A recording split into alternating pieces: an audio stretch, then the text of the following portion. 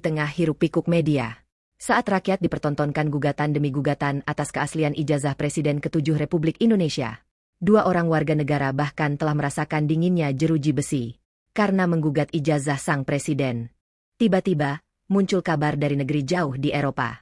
Sebuah universitas ternama di Belanda, dahulu dikenal sebagai Netherlands Economies Hogeschool, kini bernama Erasmus Universiteit Rotterdam, memasang dengan bangga di galeri kampus mereka ijazah asli DRS Muhammad Hatta. Bung Hatta, proklamator kemerdekaan kita, pejuang yang belajar di negeri Belanda. Setelah lulus, lalu berdiri menentang Belanda demi tanah air tercinta. Namun, kampus tempatnya menimba ilmu di Belanda justru menunjukkan rasa hormat pada Bung Hatta. Mereka tetap bangga, meski alumninya menjadi tokoh perjuangan yang membuat negerinya kehilangan koloni terbesar. Sementara itu, di tanah air sendiri, di tengah derasnya tuntutan hukum dan polemik politik, kita lupa akan satu hal mendasar, rasa bangga terhadap putra bangsa sendiri. Joko Widodo adalah alumni Universitas Gadjah Mada, salah satu universitas terbaik di Indonesia. Ia adalah anak rakyat biasa, yang meniti jalan panjang hingga dipercaya memimpin negeri ini. Seharusnya, Universitas Gadjah Mada bangga, karena salah satu alumninya telah menjadi Presiden Republik Indonesia. Dan seharusnya, seperti kampus di Belanda itu, UGM meminta dengan hormat kepada Presiden Joko Widodo untuk memindai dan memajang ijazah aslinya di galeri alumni, sebagai simbol kebanggaan, bukan sebagai objek gugatan. Dan tentu saja, Pak Jokowi akan dengan senang hati menyerahkan salinan ijazahnya untuk itu, karena ia pun pasti bangga menjadi bagian dari keluarga besar Universitas Gadjah Mada. Demikianlah yang seharusnya terjadi.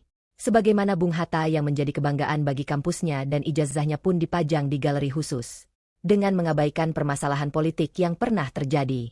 Sekian berita singkat ini dan terima kasih.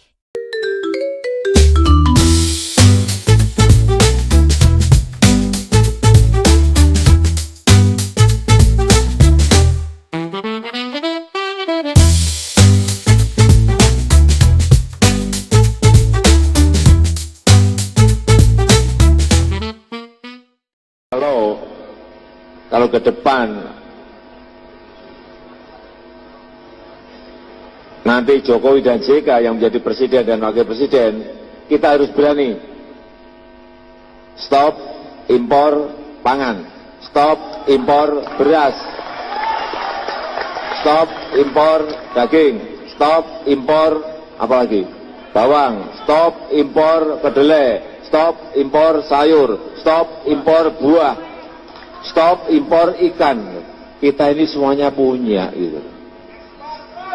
Harusnya kita ini malah bisa ekspor.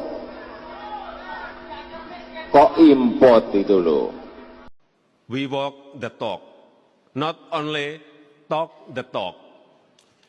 Tetapi yang kita juga sekarang bingung, pesanan sudah kira-kira lebih dari 6.000. Dan pada kapasitas setelah uji emisi, setelah nanti sertifikat uji tipe ini kami pegang, perkiraan saya bisa 3 sampai 4 kali lipat yang pesan. Padahal kemampuannya baru 200-300. Kira-kira 200 sampai 300. Jadi kalau Mas Tommy mau pesan sekarang, nunggunya 3 tahun. Ya kan, ya.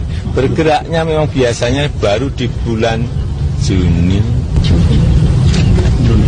Juli itu baru nanti mulai agak meroket itu September, Oktober, wah pas November disuruh gini-gini. Ngebut, Pak.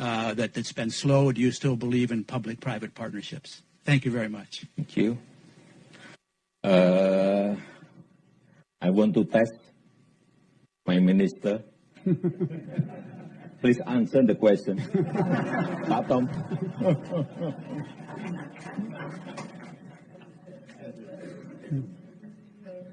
But don't speak longer than my speech.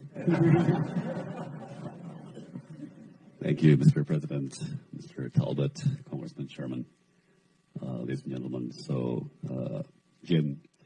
Thank you for this meeting, President Trump. First and most importantly, I need to deliver to you warm greeting from your million of fans in Indonesia. Thank you. They are only interested in one thing: when can they personally welcome you to Indonesia. We'll get there. We'll get there. That's a place I'd like to go, actually. I can get into serious trouble if I don't bring back some good news for your million of fans in Indonesia. Okay. Second, I wanted to convey our sincere appreciation for Vice President Michael Pence visit to Jakarta 3 months ago. Right. We really appreciate that your administration choose Indonesia as one of the 4 stops on your Vice President tour around Asia. Yes. Vice President Pence underlined the commitment of the USA to strengthen the strategic partnership with Indonesia. From our perspective, his visit was very successful. So once again, thank you. Thank you very much.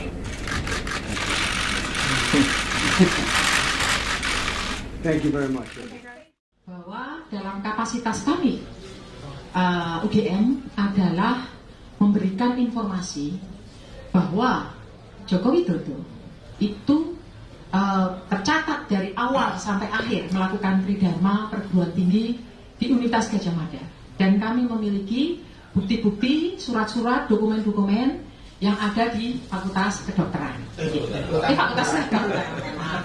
Jangan keliru. Fakultas Kehutanan.